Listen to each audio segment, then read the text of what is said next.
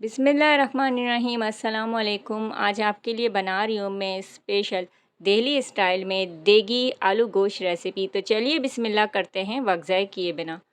आलू गोश्त बनाने के लिए मैंने हाफ़ कप कुकिंग ऑयल लिया है। आप चाहें तो घी का इस्तेमाल भी कर सकते हैं।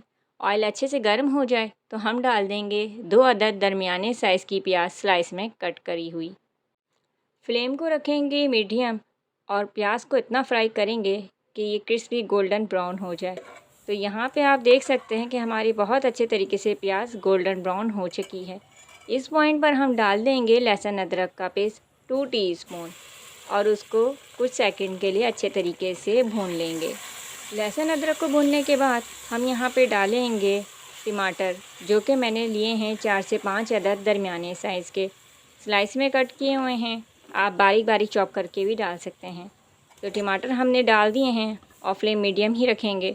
और अभी हमने पानी का इस्तेमाल नहीं किया है। थोड़ा सा अगर आप कवर करेंगे और थोड़ी थोड़ी देर में चम्मच से चलाएंगे तो भाप की मदद से ही टमाटर अच्छे तरीके से सॉफ़्ट हो जाएंगे। थोड़ी देर बाद आप चेक कीजिए तो देखिए टमाटर बहुत अच्छे तरीके से सॉफ़्ट हुए हैं और ऑयल भी थोड़ा सा सेपरेट हुआ है। स्पून की मदद से भी आप इसको मैश कर सकते हैं। अब हम डालेंगे कुछ मसाले। सबसे पहले हम डालेंगे लाल मिर्च पाउडर 1 टेबल स्पून, नमक 1 टीस्पून डालेंगे। होममेड सालन मसाला है ये, इसकी रेसिपी मेरे चैनल पे मौजूद है और ये मैं डाल रही हूँ 1 टेबल स्पून। और ये सालन के जायके को नेक्स्ट लेवल पे लेके जाएगा। बहुत ज़बरदस्त जायकेदार सालन आपका तैयार होगा। यहाँ पे धनिया पाउडर जाएगा 2 टेबल स्पून, हल्दी पाउडर जाएगा हाफ़ टी स्पून और कुटा धनिया मैंने यहाँ पे डाला है 1 टीस्पून। तो ये सारे मसाले इसमें जा चुके हैं और अच्छे तरीके से अब हम इसको मिक्स करेंगे और फिर भूनेंगे। 2 से 3 टेबल स्पून हम पानी का इस्तेमाल करेंगे जब हमें लगे कि मसाला थोड़ा सा लगने लगा है। तो फ्लेम को आप थोड़ा सा लो कर लीजिएगा और अच्छे तरीके से मसाले की भुनाई करिएगा। मसाले की भुनाई जितनी ज़बरदस्त होगी सालन इतना ही जायकेदार बनेगा। तो टमाटर के साथ मसाले बहुत अच्छे तरीके से भून चुके हैं। तो इस पॉइंट पर हम डालेंगे आधा किलो दही फेंट कर और अब हम इसको मीडियम फ्लेम पर इतना कुक करेंगे कि दही जो है इसका पानी खुश्क हो जाए और ऑयल सेपरेट नज़र आए। तो यहाँ पे आप देख सकते हैं कि दही का पानी खुश्क हो गया है और भुनाई बहुत ज़बरदस्त तरीके से हो चुकी है। तो इस पॉइंट पे हम डालेंगे यहाँ पे आधा किलो गोश्त।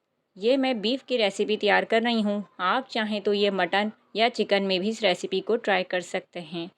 तो मसाले के साथ गोश्त को अभी आपने भुनना है तकरीबन 5 से 6 मिनट तक मीडियम फ्लेम पर। बहुत अच्छे तरीके से आपने इसकी भुनाई करनी है गोश्त की, ताकि मसाले के साथ बहुत अच्छे तरीके से भुन जाए और मसाला अंदर तक इसके अंदर चला जाए।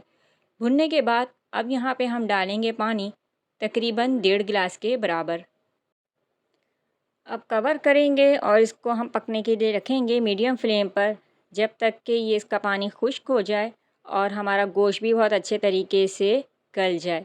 तो यहाँ पे आप देख सकते हैं कि पानी रिड्यूस हो चुका है, भून चुका है गोश्त यहाँ पे हमारा। तो अब हम इस पॉइंट पे डाल देंगे आलू, जो कि मैंने पहले ही छिलकर और क्यूब शेप में काट के रखे थे।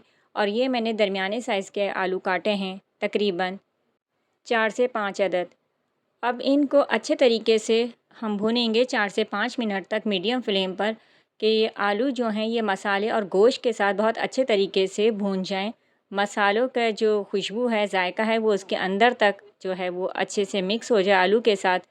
और इस पॉइंट पर अब हम डालेंगे पानी। इतना रखना है जितना कि आपको ज़रूरत है।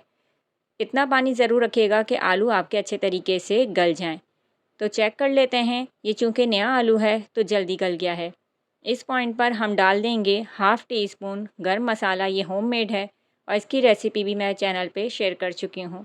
3 अदद बड़े साइज़ की मैंने डाली हैं हरी मिर्चें, बीच से आप इसको थोड़ा सा कट कर सकते हैं। बारीक कटा हरा धनिया मैंने काट के डाला है खुशबू और जायके के लिए। इसको चम्मच से अच्छे से मिक्स करने के बाद 4 से 5 मिनट लो फ्लेम पर हम इसको मज़ीद कुक करेंगे और फिर इसको हम डिश आउट करने के लिए निकाल लेंगे।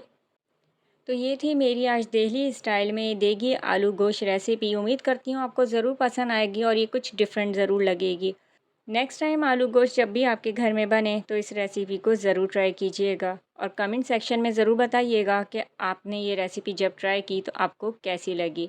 उम्मीद करती हूँ कि आज की रेसिपी आपको पसंद आएगी। प्यारा सा फीडबैक तो बनता है। चैनल पे नए आए हैं तो बेल नोटिफिकेशन को ऑन करना ना भूलें। नेक्स्ट वीडियो तक अल्लाह हाफिज़।